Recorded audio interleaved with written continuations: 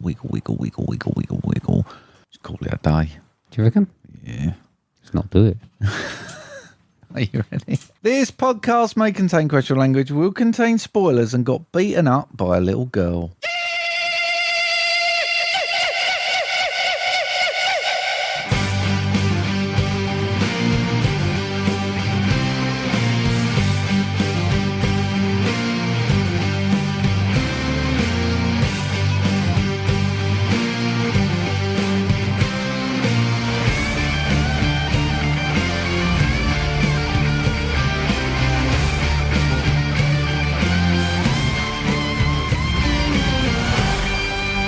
Hello, everybody, and welcome to episode 263 of MovieDrone. I'm Steve Gump. I'm Marc. Bubba. You do actually look like Bubba. Got big gums. Oh dear, oh dear, oh dear. Do you know what the best thing about coming round here is? You know there's literally two people here. Yeah, well, it could be that. It's because I'd drink a can of pop. I haven't had a can of pop. It's not though, is it? 2 or 3 weeks. I mean, improper, is it? That's definitely, look at the colour of it. That's no sugar or zero in it. You couldn't get it for ages, and then it came back. Dr. Pepper, 0. So yeah, I've snuck that out of the house. I mean, why are you not allowed it anyway? Because I've got a high cholesterol, Mark, apparently. Does that do anything to your cholesterol? According to Gill, the sweeteners in low sugar pop is not good, so I have to have pomegranate juice and that, but it's a bit expensive to bring around here. No, it's like £4.80 a fucking thing. Yeah. Well, dear. Well, dear. But anyway, mate, how have you been? I've been all right, mate. Still got issues with my back, and I been to the osteopath. I went last Thursday, and I went today. Vicious little she was. Vicious. Honestly, she hurt me. Good. She hurt me. Last Thursday, I had to crawl up the stairs to get to bed. Good. I could barely move. It's like when you were taking the piss out of me when I went to see my sports therapist, and she was really hurting me, and you laughed. So I'm going to laugh, and everyone else should laugh. I thought, right, I need to go to the osteopath. Looked at the little website, tried to book in with someone. I said, next available appointment, about a month's time. So I was like, I can't wait a month. But they had these like little underlings. So I was like, yeah, I'll have a trainee. Oh, don't have a trainee? Yeah. Well, oh, no. Well, in fairness, mate, she looks like she's about 14, but she's got a master's in it. So I thought she must know what she's up to. She's good. Right. But fuck me, did she hurt me. Right. I went today and she bent me around and popped my back. Do you know when they do it? She did a British Ringdinger, nearly pulled my head off. Sounds like my prostate exam, though. The biggest one, she said, was, do you mind if I spend a little time around your buttock muscles? So I said, if you think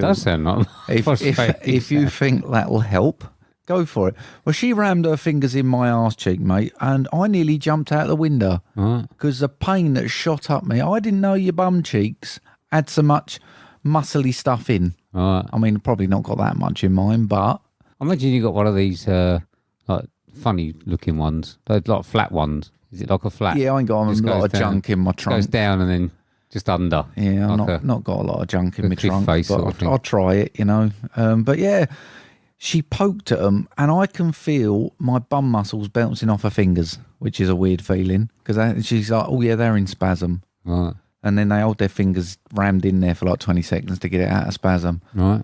But today I feel a lot better. She bent me around, cracked me, did all the proper stuff. Last week she just fucking hurt me. She sounds like Joey Tribbiani's trouser leg fitter. No, she was very good, but vicious. But she's done a good job. I'm upright now. Good. Still got my old Terminator back support on. Right. But I'm upright. Good. So it's all going the right way. That's good, isn't it? Little's birthday was 11 yesterday. All right, happy birthday. As you can see, the new little fish tank. Yeah, that's my job for the weekend. Is that going to stay clean? Because the other one was a fucking disgrace. Well, the problem with the other one, mate, is the light's broke. So the light has to stay on 24/7, which means obviously algae growth and, you know, all about photosynthesis and stuff. Right. So we can turn this light off so it'll stay cleaner, yeah. Right. The other one's about 6 years old now, but it's only got 2 frogs in it. So I had to get a frog-proof one. So Mum got him that one for his birthday. Right. I had a load of other shit as well, you know, loads of stuff. Lovely. Bits and pieces. Oh, to be 11 again. Oh, no. What a day. And then my biggest confusion this week, apparently cassettes are back.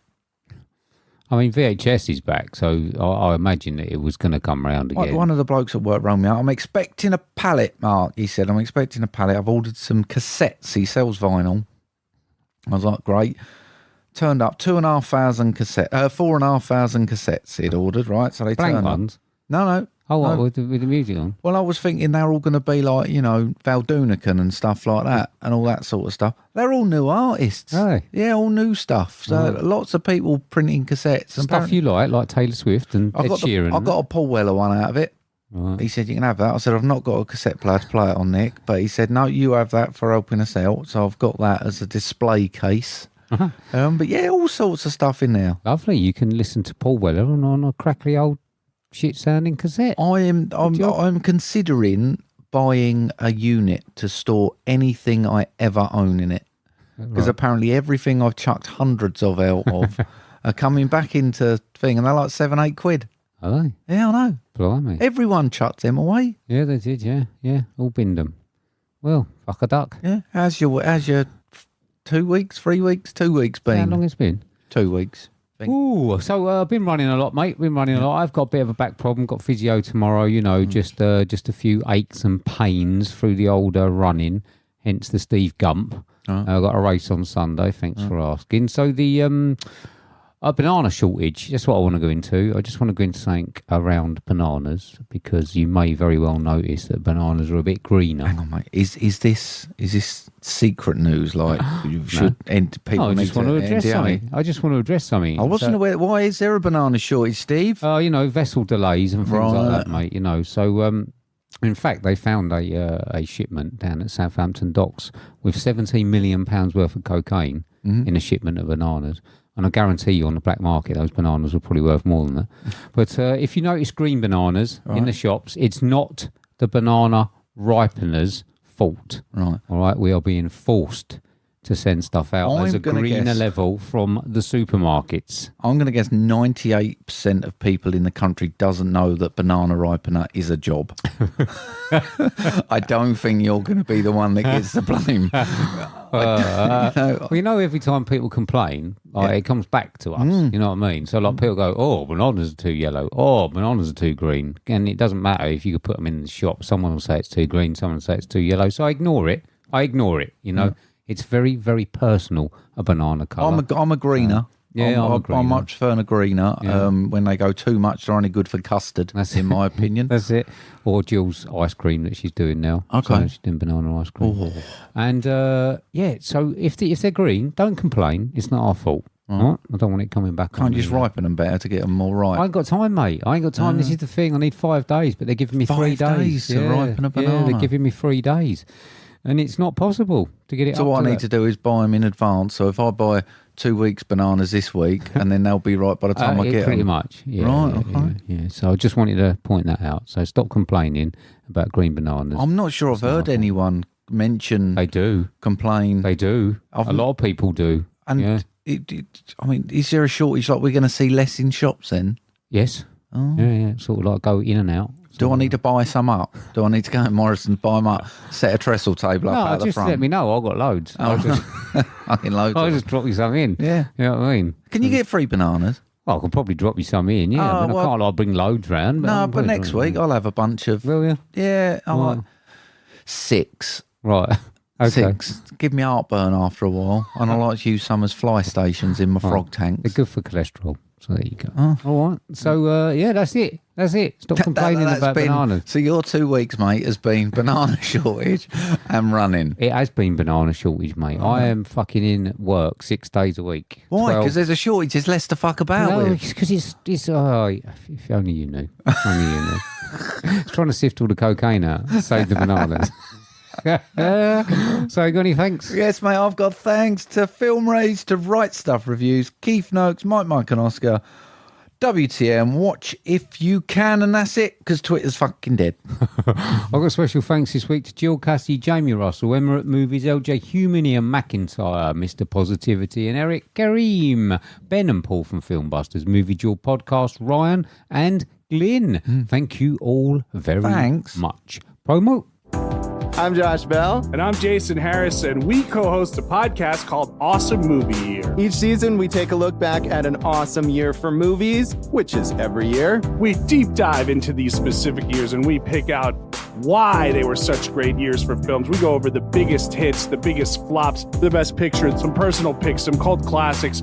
Years we've covered in past seasons include 1994, 2003, 1977, and 1984, and we've got all of film history to look forward to. So check us out at awesomemovieyear.com or wherever you listen to podcasts. There we go. That's our friends at Awesome Movie Year Podcast are doing 1939 at the moment, and this week was Only Angels Have Wings. I'm pretty sure that if I watched all the films from 1939, I would not consider it an awesome movie year. But that's just me. I was thinking, don't touch 2023 when you come to do an episode on that. I imagine it's full of, these old actors. Hey, see what you're doing, see? That's it. Yeah. Hey, doll. Yeah. Slapping the women around. Yeah. Oh, my hero. Yeah. My hero. I was trying to side of it. But yeah, I mean, I imagine that for some cinema aficionados, it's a fantastic year. So please follow Awesome Movie Year Podcast as they work their way through 1939. Please do. Go on then. Welcome to the Marc reads some film lines in some similar voices, and Steve has to guess the film from the lines read to get points game. Hashtag what's that film? So, I think I got it right, but I can't remember what I got, about 3 or 2 or something this week. Should have got more. Who got what and what was it? It was Cable Guy. It was, yeah. It's quite a fun one, actually. Yeah? Yeah. You like that? Yeah. Well, Emma got a 0. I'm not convinced she's ever seen it, because when I sent her the GIF through, she was like, am I supposed to know what the fuck that is? Right. She might like that. What do you think? Fun film. Do you think it's aged well? It's a fun film. It is a fun mate. film. It is a fun film. Jamie Russell got a 0. It's the thingy. It the troopy. Don't you want? So that's the scene that stands out. Okay. Mine's the medieval banquet when he was like like Star Trek. Yeah, when he asked for some cutlery, but he's like, I haven't got any, but they had Pepsi. Brilliant. Jamie Russell got 0 just to prove. I think I upset him. You did. I think I upset him by saying he was a serial fiver. Yeah. So sorry, Jamie, if I upset you, but he got a 0. Movie Jill got a 4. Yeah. Miles got 1. Right. Karim got a 0. Yeah. I'll let down. Yeah. Not even saying his name. He got a 5 on Shawshank. Then he didn't want to talk about the rest of them, but they're 0s. And he got a 1 on Cable Guy. He rung me up today for he claimed he's won for Cable Guy like he'd just won the World Cup. I have never heard anyone so genuinely excited about a score on What's That Film. And it was for a 1. Right. Well, it's played to your strengths. Yeah, what Jill, what did you remember you texting me through, mate? Jill She said she got a 5. Jill got a 5? Yeah. Even I call bullshit on that one. Well, way to go to upset everyone. Yeah. Good job. I don't know, mate. She sent me a gift, the same gift that you sent out, and it's a 5. Yeah. Fair play to her. There you go. Fair play. That's what, she's watching a lot of telly at the moment. Right. Okay. Works a bit slow, Right. So I might have to. Jill, I know you'll stop you being able to play along, but send me some film through then if you've got some ideas. If you've seen some shit. It's a lot of shit telly. Yeah. A lot of shit telly she's watching. Okay, you ready then? Yeah. Oh, okay. Go That's on. it, yeah. It seemed like a good idea at the time. Less confident in it now. Right. Less confident in it now. Miles okayed it though, so he thought it was good. But here we go. 5 points. What's that film? Do you ever have deja vu, Mrs. Lancaster? So you've actually said the name, you know what I mean? So probably should get it. But I don't know it. So, no. 4 points then, mate. What's that film? Do you ever have deja vu, Mrs. Lancaster? Oh dear, you're a prick. There's a lot more clues in this. Yay!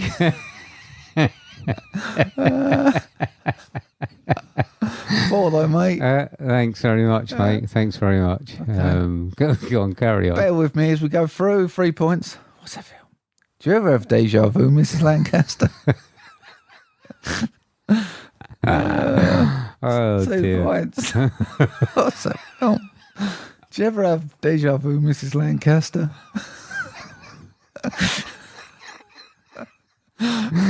You might have just ruined people's highlight of the week. 1 point for everyone else. Do you ever have deja vu, Mrs. Lancaster? There you go.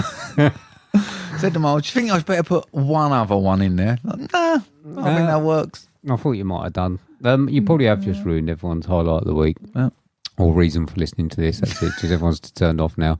But if you think you know what it is, I got it because I know what a twat he is. All the clues are there. All the clues are there. They are actually, yeah. So, please let us know via DM. Please. Okay, mate. Yeah. Moving on. Yeah. This is...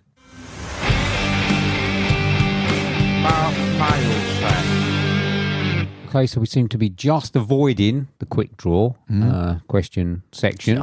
So if you've got a question that you want us to answer next week, please, where can people send them, Mark? Via Xaruni, which is @movie_drone, or via email on moviedronepodcast@hotmail.com. Lovely, lovely, lovely. And someone did. They did. Shall we move on? Yeah. This is the next section. This is the section that we love to call... Question time. Question time. Question time. Time for the question. Question time. Question time. Question time. Time for the question. Question time. So you was a bit of a prick on the messages with this one. I don't think I was, mate. I've not had so much question anxiety from you for ages, and I didn't know how to make it any more simpler. It was the most question. It's got everything in it. But I couldn't. The word didn't seem right when you look at it. And even when I told Gill what it was and how to spell it, she said, "No, it's not how you spell it," and that even made it worse because I then questioned myself. Okay. First of all, I thought it was top Hollywood Christs because I misread it, and then it is. Am I right? Go on, read it out. Who's it from? It's from Emma, right. And she just simply wants to know what our top 5 Hollywood Chris's are. Right, these Chris's. It doesn't look right when you write it. You know, you should have, maybe you think it should have an apostrophe in it, but then I said to Gill, that's something of Chris's and it's not right. So, yeah, it just doesn't look right when it's written on a piece of paper. Okay. Does it? I'd read it perfectly well. All right, what you got? Unless I've read it wrong. And this is not what she's in. She's waiting for the top 5 Hollywood Christs. Well, I thought it was crises. Right. You know, and I thought it was crises, Hollywood crises, and that's what I thought first time. Yeah, I know, but, you know... Let's find out what she did want. Let's see if this is it, shall we? My number 5, mate, a little bit slim pickings for ones I actually like, if I'm honest. There's a lot I don't. I found that out. But number 5, Chris Tucker, and that is purely for Friday and for The Fifth Element. Right. Anything else, bag of dicks. Friday... Fifth Element. Okay. Yep. All right. There we go. My number 5, is it? Yeah. I've got Chris Pine. Okay. But I've got him for Don't worry, darling. Hell or High Water. Which I really like. Okay. I thought that was a great film. Yeah. I really did like that. And I know he's been in lots of other stuff. And when you do Google this, it only comes up with like 5 people, doesn't it? Yeah, Take a bit more Googling there. Well, just choose Christopher's. Yeah. Just call them Chris's, which is what I've done. There you go. Okay, so my number 4, mate, is Christopher Walken. Right. Just through the joy he's given me over the years of saying, I like pears. I've got Christopher Walken. Yeah. Too many to name film-wise. Yeah. Do you know how old he is? Guess how old he is. Ooh, 76. 80. Shit. Yeah. Okay. 80 years old. Wayne's World 2. And he was in, he's in June 2, is he? I think. Someone said. I think so. Okay. I'm sure I saw it when I was... understated, I think. Yeah, he's great, isn't he? I've got him for Deer Hunter. Okay. That's good. So. Yeah. You got him at 4, have you? Oh, well, I've chosen it because you already had him. So, yeah, stuck him in. My number 3, mate, is Christian Bale. Oh, got it. I don't care. Go on. Yeah, that'll do. American Psycho. Right. Dark Knight. Did you know they're remaking that? I don't know why. I mean, they remade The Crow. Jill said to me, they're not remaking Naked Gun, are they? And I thought, oh, it's weird. It's Head again. They probably are. But that sort of went quiet, didn't it? Yeah. But she mentioned that she saw it somewhere, so maybe they are. Not a lot. I don't know if I watch it. No, I don't. That film is as close to perfect as it could have been. I saw one of the casting choices for American Psycho as Tom Holland. No. Not even close, is it? I know. No. he's. I know he's got his issues, old Christian Bale, but he's done some decent drop of gear. He's a great actor. Okay, my next one is Chris Rock in New Jack City. Okay, you seen that? I don't think I have. I've seen him in quite a few movies, though. There's one with Anthony Hopkins where he plays a twin of someone. Right. And he was in Dogma.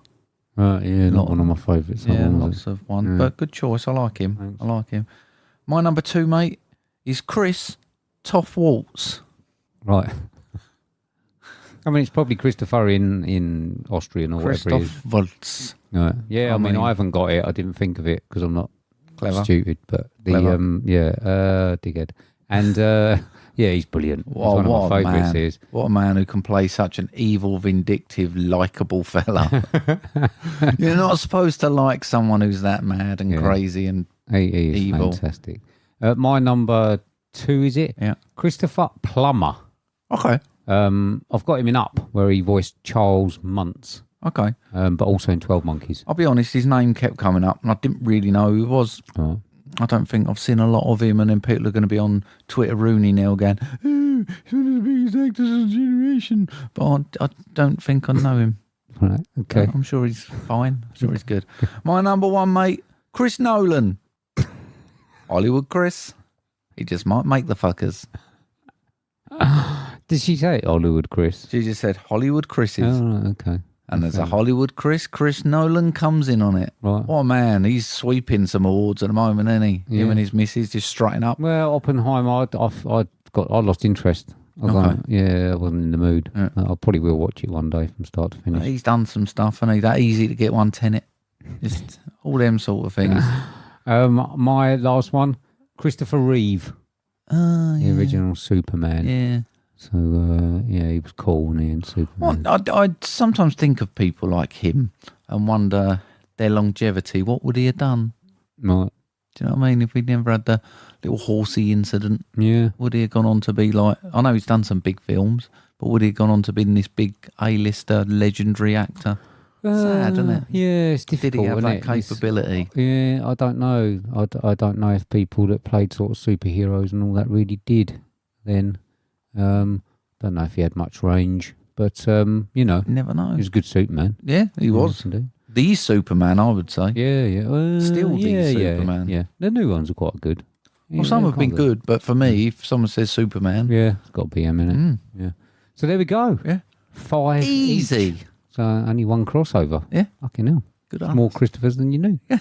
So thank you very much, Emma, for the question. And if anyone else has got some, I mean, please. Probably we don't want all the names. Hollywood Tonys. A to Z on names. Top 5 Hollywood Andys. Berts. Maybe we should just do that. Daniel.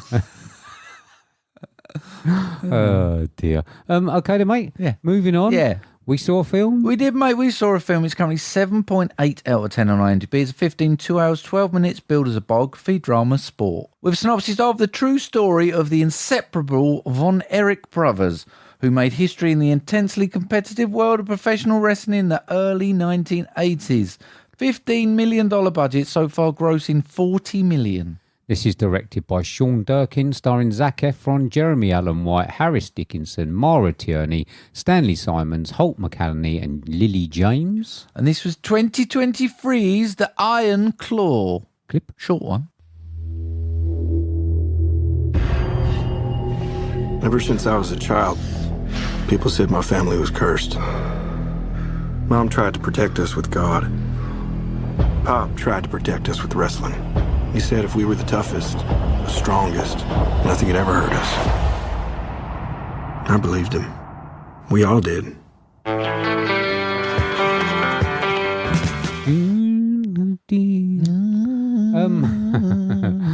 Okay then, mate. What did you think of 2023's The Iron Claw? Bear with me, mate, because I had to go back to add some bits to my notes. I had a real exciting moment. Real exciting moment. Also men in tights. It'll make sense when I get there. So don't jump in, right? Right. Don't go, what? You must fucking do. But bear with, right? So I was a huge wrestling fan, like massive. Like Nan used to tape it on VHS. I used to go around there and sit like the Repo Man, all shit like that. Used to love it. But I've got to be honest, I think I was too young for the Von Erichs, as I don't recall any of them. Right? And I think watching it at the time, I think it took away any nostalgic element. Because, you like, if you know people, you go, oh, this is them, this is great. I mean, obviously I knew Ric Flair, but we'll get onto him shortly. And I felt like if it would have been a few years further down the line, or I was a few years older, it would have felt like a warm hug. But I didn't quite get that, but it didn't get away from the gritty storytelling of the curse, which is essentially her dad being a bit of a bellend, until I got the better of me. I went Googling, didn't I? I went Googling. Kerry Von Erich was fucking Texas Tornado. What? Nearly wet myself when I found that out. I fucking loved the Texas Tornado. And then suddenly I got this nostalgic hug after watching this film. And it was there waiting for me. It wrapped its arms around me and I was like, fucking yes. Because I just didn't know. It meant nothing to me, this family. I remember Bruiser Brody and that. No. No, I think, like I say, I'm only young-ish. Right. I'm quite old. But I remember lots of it, but I think these were around sort of early 80s. But if you're heading towards later 80s, obviously I remember Texas Tornado. Don't remember him having one foot. But I don't think it shows in the thing. If you actually look at that, he never told hardly anyone. No. So he wrestled like it. And fucking what a legend. Yeah, he never told anyone. And I think there was some people, I think if you watch some of the documentaries, people are like, certain people used to hang out with him and he used to just have his boot off with like his leg, but not many people knew. So. But yeah, I loved it. I think I had an action figure of Texas Tornado. And I was just like, that moment was just like, I got that nostalgic hug that I felt I was missing. One of those ones that you used to stick up your bum as a kid.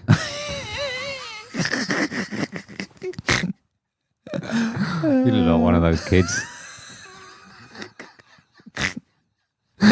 I did. I actually, I'm the other side on this. I thought it was a bit shallow. Now, I always used to watch wrestling. I used to get it. A friend of mine, one of my oldest friends, his granddad used to tape it, and we used to watch it. But I still watch it. I find wrestling to be a distraction. I can have it on in the background, and I watch. I don't really watch WWE now. I watch that AEW stuff, and it's just a bit of fun, isn't it? Yeah, entertainment. It is, yeah. So I still watch a bit of it, but I also watch a documentary. So today I watched a documentary or like a program called WWE Rivalries, and it was the one with Shawn Michaels and Bret Hart, and it went through all their thing with the Montreal screw job and all that. And it was quite good. And I've seen documentaries about the Von Erichs and all about them. I know about Bruiser Brody and all that. I've watched all this. And I found this really shallow. Did you? Yeah, compared to the documentaries. Okay. And I suppose you are right. You don't have a massive sort of nostalgic trip about some of these wrestlers. Yeah, I just found it a bit shallow. It didn't really teach me anything that I didn't know. It didn't delve into the bits that I wanted to know. And yeah, I didn't really have a specialist that though, isn't it? I suppose when you're trying to do a film about wrestling for the masses, you're relying on people not be. It's that weird thing, isn't it? Would you do a fan film, or do you do a film that tries to get as many people in it? Yeah, I mean, I've actually got that. I've put it feels like a niche film for fans of wrestling or the Von Erichs, but this is why I see it as a bit of a misstep. Because it's like a paint by numbers sort of account with no depth, which I think is going to infuriate real fans and not interest non-fans. And I think it stuck itself in the middle of anywhere that it can actually serve a purpose. IMDb score says otherwise, I think, but I think that might. So I really liked. I think it showed. I mean, there's always the people out there going, "Oh, it's all fake." Yes, it is. It's a storyline. It's entertainment, but there's nothing fake about their athletic ability and the shit they put their bodies through, and they're smashing themselves to pieces, and how seriously they take bringing entertainment to people. Did you watch that documentary I told you to watch, Wrestlers? No, I haven't had a chance yet. You should have watched it. Oh, sorry. That was that's quite good. But that's what I mean. Stuff like that. And things like The Wrestler and things, you get the idea or you get the feeling that you're there. You can almost smell the sweat on the tights, you know what I mean, on the trunks in films like The Wrestler and in other wrestling films. This, I don't think it even really delved into that wrestling world enough. It was... because it was a story of one of the brothers, wasn't it? And not even the most interesting one, in my opinion. You mentioned Kerry Von Erich. He was my favourite one. And I actually thought the performance by Jeremy Allen White as Kerry Von Erich was really good. I actually thought that was probably the highlight of the film. And it was focusing on sort of the Von Erich that was the one that was put into the background more, the lesser one, the one that his dad didn't want to promote as much. And, you know, it's a weird story. It just sort of, I don't know, just didn't really do it. Oh, see, I got the opposite, if I'm honest. I really, really enjoyed it. I mean, I loved the dad character and hated the dad character in equal amounts. I thought he was just a complete arsehole, proper alpha male. I mean, the bond that the brothers had was amazing, considering how fucked their dad was in their attitude towards him. And I did a bit of digging around, because it's like, when Fritz died, 5 out of 6 of his sons were already dead. Yeah.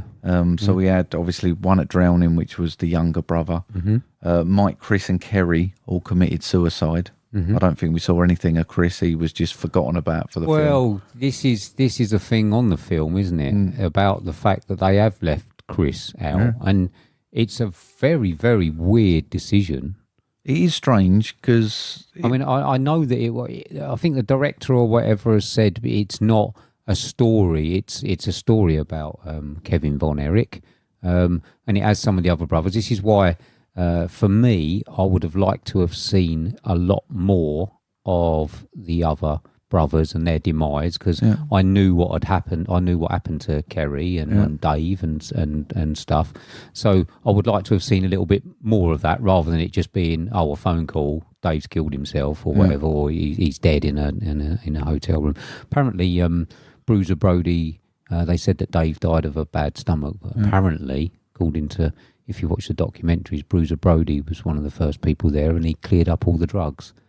Oh, really? Yeah. I think he had a drug overdose. I'm not shocked, because the pressures are under and the pain they must have every day, and the thing of just trying to keep on top of it. You could see, I mean, they alluded to a lot of it when you were seeing them injecting stuff and they was doing bits. They didn't shy away from that, but they didn't put it on the front step too much. No, but they didn't put anything on the front step. This is the thing. And Chris being out of it, they said that it would have detracted from the story a bit, but you sort of only really got... I don't think it had the impact, because you didn't see the amount of kids that did. I know it was still a bad amount that died, but you know, why not show a brief thing about Chris and about him doing it as well? Because the others were just brief moments in the story of Kevin Von Erich. And I just don't see why you would create the controversy of not including him for no reason. They kind of, from what I understand, they kind of mixed Chris's storyline in with Kerry's, because Kevin never actually found Kerry. He found Chris. Right. So they kind of mixed it, but like you say, just to not have that acknowledge them all but one is a bit weird. It's weird. It's a very weird misstep. I mean, you know, what were you talking? You're talking an hour and 32 up to an hour and 40. 8 minutes worth of screen time or something. You know, it makes no sense to me whatsoever to do it and create this thing, because anyone who's looking into it will realise, you know, anyone who's not shown an interest will realise that this isn't the full story. You know, what's the point in doing it if you're not going to do the full story? Well, in fairness, I wouldn't have known that until I went digging. But people will dig if they watch a film like this. But this made me want to dig. I mean, I think that says a lot about a film when it actually makes me want to go digging about it. But do you not feel a bit unfulfilled that it didn't show all of it then? You've watched this film, you're like, oh, this is the story of the Von Erichs. You're like, oh shit, you totally missed something. I agree, I can't see reasoning behind missing him out, because I think it possibly could have been important to see more tragedy within this curse. Yeah, it's about the bond of the Von Erichs. Yeah. If you can totally leave out one big story. I agree, it's a strange thing. Not as strange as seeing Zac Efron waking up like jacked in the morning and not being able to not see him painted green, because he looked like Lou. Is it Farino's? Do you think Hulk. that this is one of those moments where he's obviously he's always been fairly fit, but he's obviously got jacked for this in a different way, because wrestlers are jacked in, they are, it's not just sort of like, they've got muscles on muscles. It's very much a physical sort of look that they have. Do you not think it's one of these films where you think to yourself, was it really worth all that? He looks roidy to me. Well, I'm sure it's not, but he looked greasy and roidy. Well, this is what the wrestlers sort of do look like, isn't it? Yeah. I know that one of the other wrestlers who's in AEW, MJF, Maxwell Jacob Friedman, who was the champion in AEW recently, he was in this film, but most of his stuff got cut out. Yeah. He was actually, there was a moment where they were doing a tag team match, and he was one of the wrestlers in there, so they kept a tiny bit of him in. And he went away recently for an injury, and he came back and he was buffed up like Zac Efron.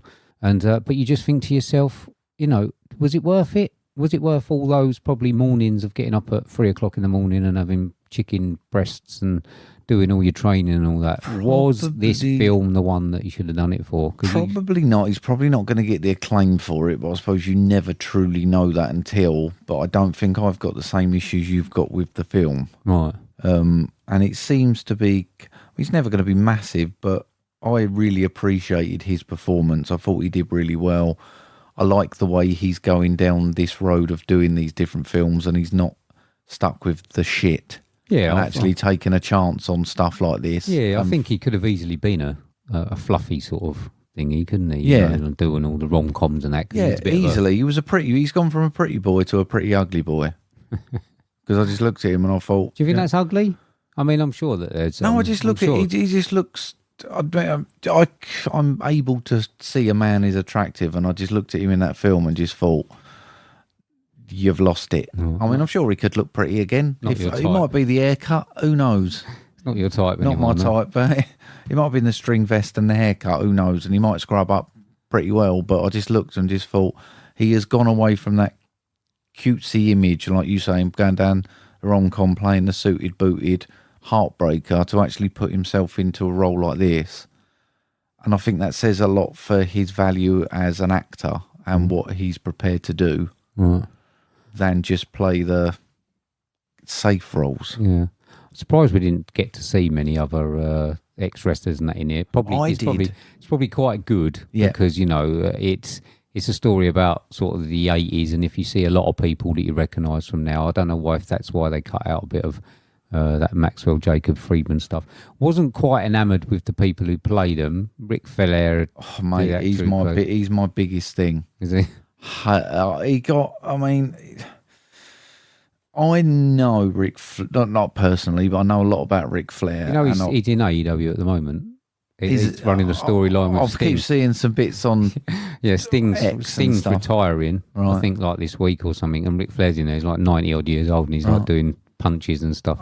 It's quite embarrassing, but all play to him. He's earned it. Yeah, absolutely. And I'd like to say I've watched him a lot over the years, and I think because I was so familiar with that character, watching the other one, I mean, he was doing like a Jeff Jarrett strut, and it was just awful. And I know Ric Flair did that, but it looked more Jeff Jarrett-y than Ric Flair. And he's woo, and he's... Jeff Jarrett's in AEW as well. Is he? Fucking love Jeff Jarrett. But yeah, I don't think he got the mannerisms or the look particularly well. No. I would have liked to have seen a bit more Bruiser Brody. He if you look at a documentary on Bruiser Brody, he was a character. Okay. He's the one with the big mad hair, like the big long hair. He wasn't in it a lot, but he was quite good. But it's worth watching. What is it? Dark Side of the Ring? I don't know. Yeah, that was the one you'd sent me. Yeah, they're good. They're good.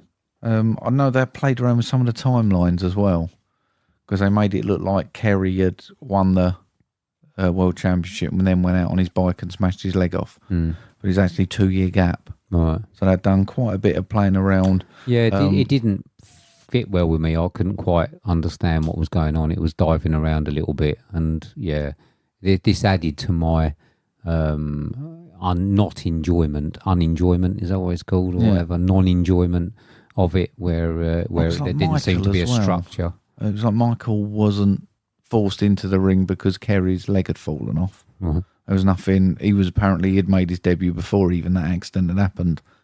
But it did make it seem like because they was down a brother, they needed to fill it in and he needed to get him trained up quick. Should they really have been taking liberties with the story, really, if you're going to make a comprehensive story about the Von Erichs?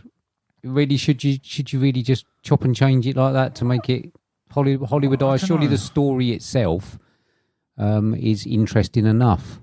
The curse probably, of the Von Erichs. But I think you are probably more involved into the because this kind of stuff's more in your wheelhouse. Not necessarily this film, but the subject. You've probably got more of an emotive thing over it. Whereas if it was a subject you weren't that interested in, you wouldn't really give a fuck. You want the entertainment value, but you want more of a factual take, and you'd probably prefer a gritty documentary about this than a film. Right? Yes, I do. Exactly. Which is, but I mean, it would have been made better if there was more wrestling action. You know, a bit more wrestling action, a bit more that made me feel like I was there in the 80s watching the Von Erichs. You know, because if you watch old wrestling matches, that's what you want to get in it. You want to get that feeling that you were there and you were experiencing it. And I don't think there was enough of that in here to make me sort of enjoy the bits away from the ring. Yeah, I suppose. I mean, going back to the thing of the accuracy, again, Hollywood is entertainment, isn't it? The same as wrestling is entertainment. So I suppose they've done it for the flow of the film, whether that worked, whether it didn't. But yeah, I do agree with possibly some of the bits with regards to the actual matches, and it would have been nice to see some mention of some different names and that rise, because they kind of chucked him in the WW. Whether they couldn't get the rights, I don't know, but they kind of chucked him into the WWF when it was then. And we just kind of saw clips of him with Ric Flair and the thing flashing up on the screen. I didn't really have anything of his WWF career. No. And I didn't really understand. I think they missed a trick, and I know it's due to my nostalgia. I think they missed a trick with the names. And naming him as a Texas Tornado and how much he actually did with 1 foot. I think it wasn't his story though, was it? That's the thing. But I think it could have been spread around a bit more. Yeah. And I agree with you on that point. It's probably too much Kevin, not enough Kerry. Yeah. Well, you know, it just seemed to be focusing on the one that I wasn't that interested in. But I suppose it had to be because the only one who was alive, wasn't he? Yeah. So Lily James, she's one of my favourites, but wasn't blown away by her performance. Didn't think she had an awful lot to do. No, I do like her. I thought it was quite sweet how he was distancing himself from her in the fact that he didn't want to hurt them. Yeah. And I thought that was actually quite sweet rather than him being an arsehole. Like his dad. Yeah. You know. I thought the costumes and the sets were okay. Location was beautiful on the house. Yeah, it was nice. I mean, I haven't got much more to say about it, but I do have one real big thing to say about it. Is the fucking end. Who had that idea? To have him going to the afterlife and meeting his brothers. It was a bit of an out of place scene, I'm not going to lie. What the fuck was that all about? I wonder whether that's a little... Did he have much to do with this film? Oh, no. Was that something he would like to have imagined and that bit? I don't care. If you tell me that at the end of a film about this, you're going to have a dream sequence of the Von Erichs all meeting with that little kid and that, and I'd go, I don't care whether you want that in there. It's not going in there. Shit, idea. That was just stupid. Yeah, it was 30 seconds I could have done without. I mean, you know, if I ever watched it again, I'd certainly turn it off before that bit. Yeah. I mean, that was just stupid. I mean, weirdly, it was a sweet scene, but it didn't... Get on the boat and all that and going over there. It was a sweet scene and it was well filmed, but I agree, it's not in fitting with the film. It was awful. Such a shit ending. I mean, I don't know what all that's about. I mean, I ain't got much more to say about it. I've got to be honest, mate. You got a score on it? I mean, for me, I was hooked. This was one of a few movies that's late that I didn't want to get up to. And 2 hours, 12 minutes, boom, gone. Right. Like, I actually wanted more. Right. And I really hope A24 keep choosing these random little subjects just to keep doing these films on. Because possibly one that you wouldn't expect to get its own movie. Right. And why the fuck not? probably going to blow you away a little bit on this, but I've got a solid 80. I really enjoyed it. Did you? Yeah, I did. I got 42. Ouch. Yeah, I didn't really go much on it. Well, you know, I'm quite a good believer of wrestling documentaries, you know, and this didn't come close to the documentaries that I've seen. Okay. And that ending was just total. I get your points, mate. I get where you're coming from. But there we are. You watched anything else? I did. I watched The Commitments. Oh, right. You ever seen that? I think I have, yeah. Lots of singing, yeah. It was weird because I was watching it Saturday night after Cassie's mum's birthday. Had another birthday, went around there. I was sitting there, I was all chatting and nattering, and I sat and watched it and really enjoyed it. I love that film. And then we watched binge watched, because I had a couple of days off work, binge watched a series called Kin, about Irish drug family. Barry, is that Barry Keogh? No. Oh, I think, it's Love Hate, I think. Are you sure, Kin, are you sure he's not in that? Pretty sure. Oh, right, okay, I think Love Hate is Aidan Gillen. I think Love Hate is one that Barry Keogh was in, and people were saying it was better than Kin. Okay. But I didn't realise Barry Keogh wasn't in it. Okay, yeah, it's an Aidan Gillen one. Right. But so perhaps I'll have to look at that one, because I really enjoyed that. Yeah. Then I've been watching this jewellery thing that's been on Telebox. So not a huge amount of... I have done some films while I was working from home. I had a few on in the background. You bring some wood home, did you? Yeah. Fucking Cure for Wellness. I watched that again. Oh, yeah? Yeah. Is that good? Because I've only watched it that once. Yeah. It's like horrible scenes, isn't it? With the... Yeah, I actually, knowing what I was going into, I think I enjoyed it more this time. Yeah, I might have to watch that. Might have to watch that. Long though, isn't it? It is. Yeah. I watched Envy with Ben Stiller and Jack Black, where they vaporize, where they spray the dog shit and it disappears. Sounds horrific. Have you not seen it? No. It's got two of the people I don't really like in it. I'll give that to you, Zaman. I watched a film called Juicy's Wild today, which wasn't as good as I thought it was going to be. Okay. And I've been watching this WWE Rivals, and I started the other day, right? I was I off? And I think it was last Thursday, and the new Mean Girls, right, was I had the chance to watch it. Yeah. And I thought to myself, Mean Girls, I don't really remember watching a lot of it, but I thought, you know what, I'm going to stick it on in the background. It might be quite good, an up-to-date version. It's a musical, isn't it? Is it? Yeah. Fuck me, man. How quick did that go off? 30 seconds. Fucking hell. It's the worst 30 seconds I've ever seen to an opening of a film. It was like straight off.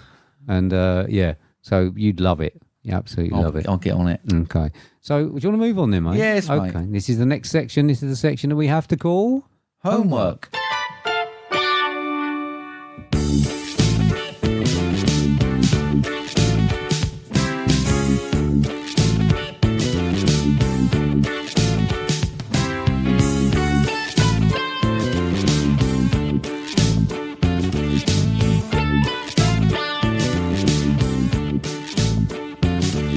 And there we go. So this is the section where we give each other films that we love and the other one hasn't seen, in the hope of uncovering hidden gems. It was you to me this week. What'd you give me? Gave you a film, mate. It's currently 6.5 out of 10 on IMDb. It's a 15, 1 hour, 31 minutes billed as a drama with a synopsis of 3 British teenage girls go on a rites of passage holiday with drinking, clubbing and hooking up in what should be the best summer of their lives. Written and directed by Molly Manning Walker, starring Mia McKenna Bruce, Laura Peake, Samuel Bottomley. Haven't got a budget on it, but it's just going to go past the $1 million. It's Filmbusters Ben recommended and BAFTA winning film 2023's How to Have Sex. Now, straight out the gate, I found the whole of the start and the whole of the groups so annoying. I think you're supposed to. Right, yeah. Well, are you? Yeah. Because I put it down to my gender and my age. Yeah. I cannot imagine living in anywhere near where there's people like this shouting and screaming and that. So I'm definitely getting old. So I am struggling on this one because I feel like I am the wrong gender and the wrong age to actually be able to give a conscious and understand the message that they're supposed to be giving. I do get it. I do get that it runs a fine line and it goes into the subject of consent. However, I do believe that I probably didn't get the message as much as someone who may be female, who may be a bit younger. So that's straight out the gate. to be honest, she comes from Maidstone, doesn't she? She goes to Maidstone, or went to Maidstone Girls Grammar School when I was at Maidstone Girls Grammar School talking to the receptionist, talking about her, saying, I watched her in a film last night. She was lovely, they were saying. You were there, were you? You've been stalking her. Is that what you said? I do work at Maidstone Girls Grammar, the school she went to. So I was talking to the receptionist about the film I watched the night before, saying one of your students is in a film I watched last night. Right, so you're stalking down at Maidstone Grammar, looking for girls that might know her. Is that what you're saying? Yes, mate. Why not? Let's go there. Let's write that narrative. But yeah, obviously, there's a lot that's been said about the director, writer-director, and her. Yeah, she won the EE Rising Star Award. Yeah, and you know, fantastic. I mean, you got to be honest. I thought the direction was great. I think that the writing, apart from the screaming and shouting of the girls at the start, but I suppose you can't stop them doing that. They are teenage girls, and I thought that her performance was great. I thought her emoting and I think it was like where the camera lingered on her and her facial expressions and the look of how uncomfortable she was in some of the situations. Yeah. And I found that quite relatable because, being of a certain social, in social situations, I feel uncomfortable in those things. I could actually quite relate to that, when people are bustling around and stuff. I hate all that busyness as well. So I thought that was really good. It was almost like they just followed her around for a week and put her in situations and filmed her and used the best one. So it's quite good. Good talking about characters, her friends. One of them was a proper arsehole. I think it's not only a message on consent. I think it's a message on peer pressure, isn't it? The Badger character, Gill hated. Yeah, but I think you're supposed to. Really? Yeah. Badger? Yeah. Are you sure? Because I thought he was the nicer one. I actually thought that he was genuinely nice when he was on his own. I think he was, but I think I personally believe his character is the more dangerous one, right, in life, right? Because you have these blokes who you know are arseholes, right? But he was the one who was a nice guy, but could act like an arsehole around his mates, and they bailed to that. I think it's peer pressure through girls as well, yeah. And I think it also showed the peer pressure through the lads, certainly, because he was probably a genuinely nice bloke, but what would he have done under the influence of his mates? Right, okay. Well, I didn't really get that from his character, but I do understand where you're coming from about peer pressure, because it was about these groups and how they act together. Yeah. So let's get on to some of the scenes. So the beach scene, the first one. So she was obviously being pressured, and as you say, the peer pressure, she was being pressured. She felt under a lot of pressure to have sex for the first time or whatever. She clearly wasn't ready. Yeah.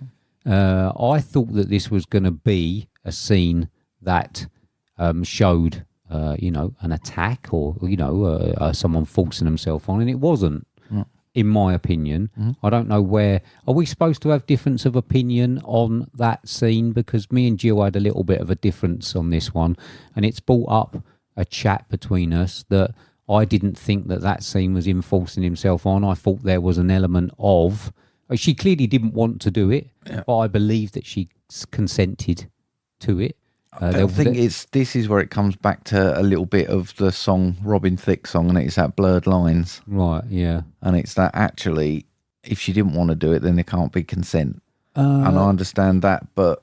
Yeah, there was a little sort of, are you okay? And she said yes. There was that, and you could see that she clearly wasn't ready, but would a lad of that age in that situation who... who's been drinking or whatever, and you'd like to think that some lads are very sensitive in that way, and some we know are not.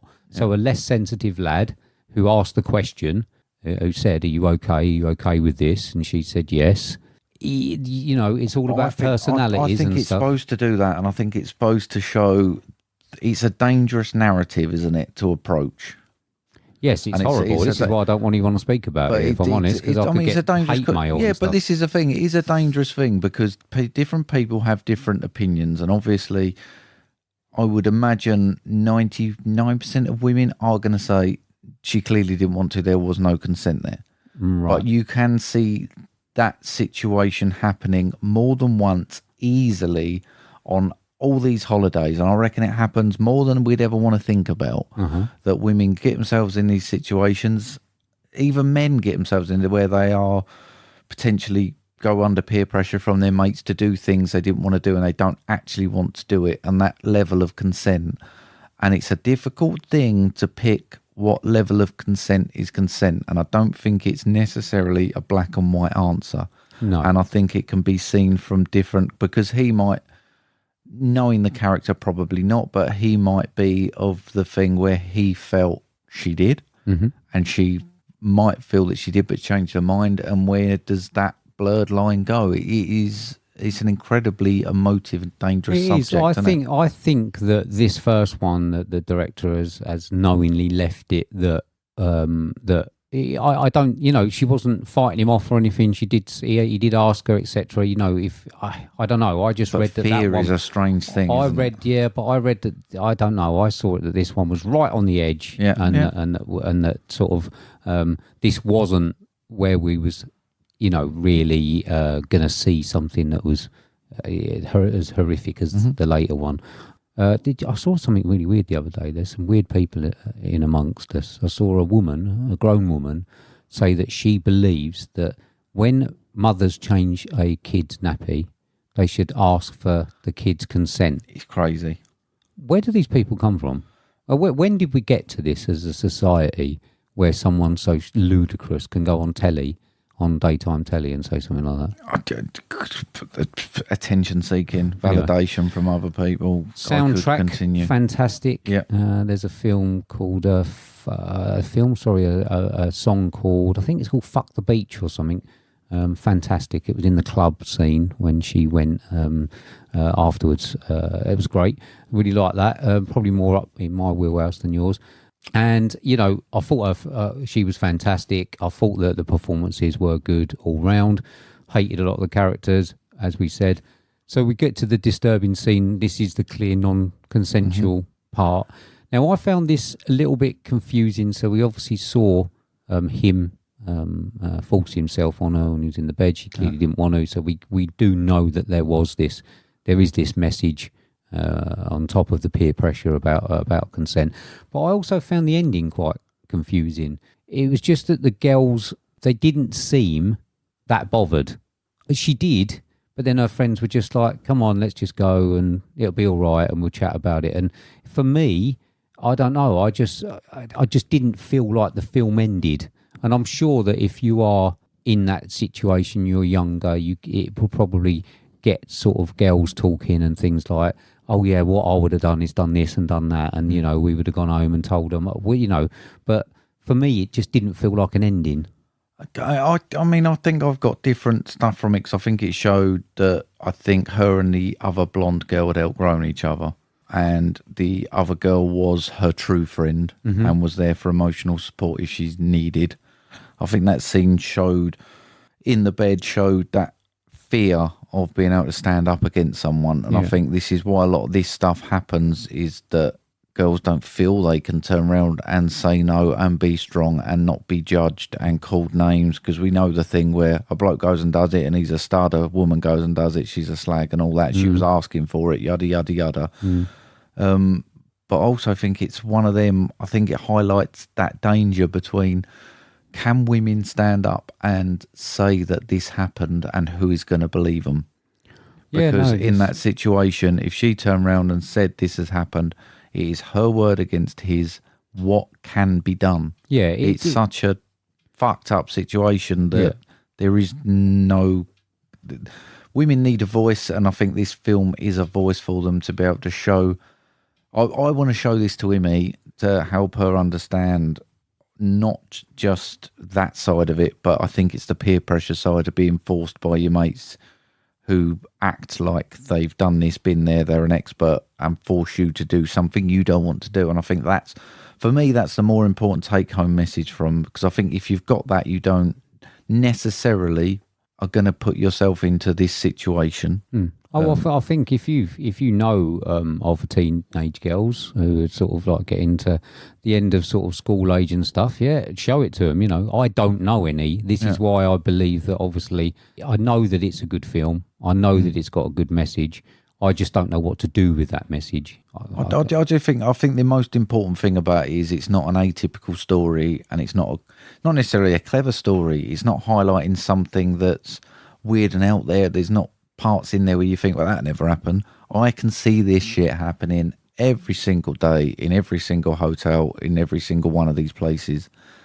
And it's almost like it should be shown at school. Yeah, it's scary that I think this is happening to more and more women, fucking more and more women up in their lives, because then they don't trust, and then they've got these issues and they carry this emotional baggage, which can lead to further things down the line, etc., etc.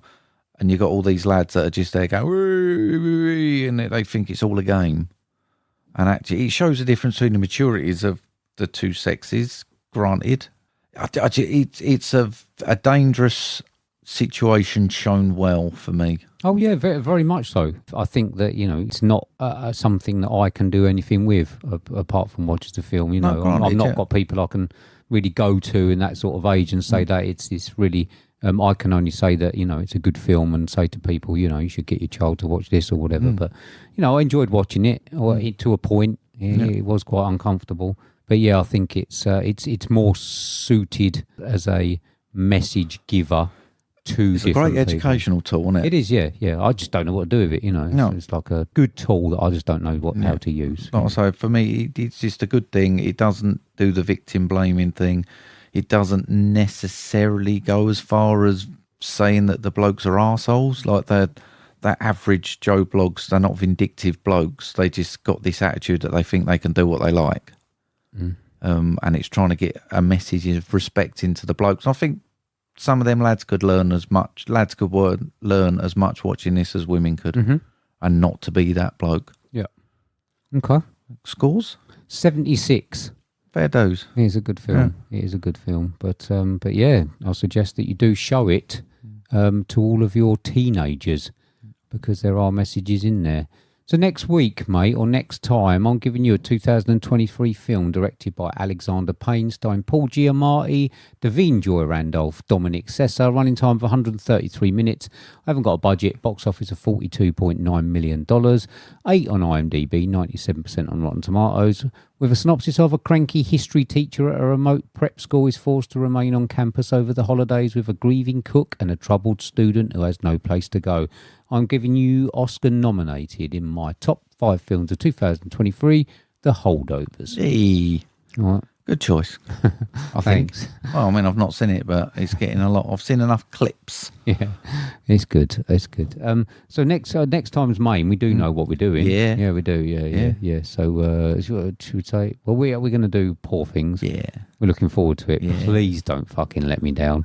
Please be Miles one of the best films I've ever seen. Basically, it's listener requested, because Miles has said we got to watch this. Right. It's basically listener requested, and he's told us we will love every second of it. So. Yeah, I hope so. I am desperate to love this film, so hopefully it's not a big letdown.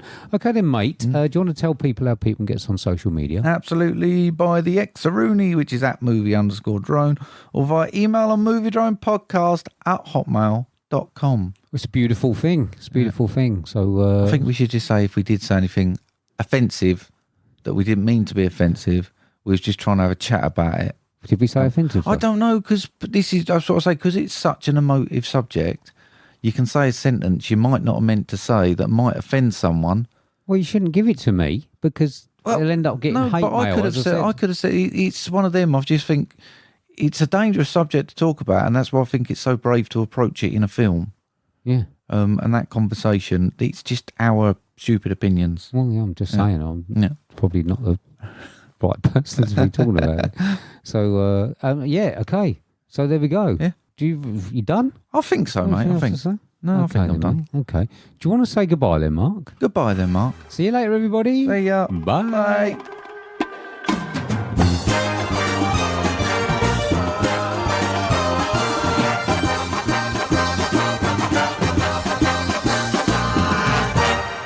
Do you want number 1 or number 2?